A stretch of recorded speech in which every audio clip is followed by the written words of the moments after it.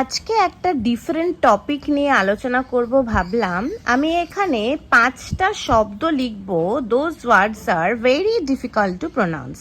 আমাদের অনেক সময় কনফিউশন হয়, if you go by their spellings আমাদের কিন্তু প্রোনাউন্সিয়েশনটা ভুল হয়ে যায়।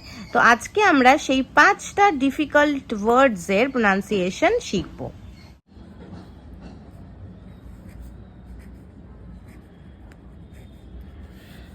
So the first word is DEBUT.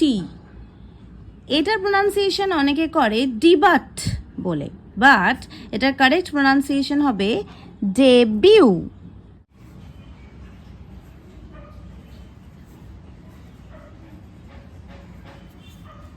Next word হচ্ছে GENRE, জেনরে বলে অনেকে, but the correct pronunciation is genre.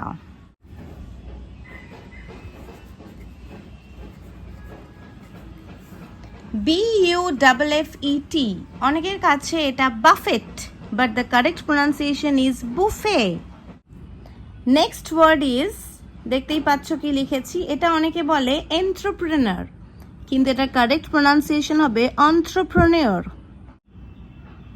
Last যে ফাইনাল ওয়ার্ডটা লিখেছি দেখে নাও স্পেলিংটা, এটাকে তোমরা অনেকে প্রোনাউন্স করো রেন্ডেজভুস, বাট এটার কারেক্ট প্রোনাউন্সিয়েশন হবে রনদেভু।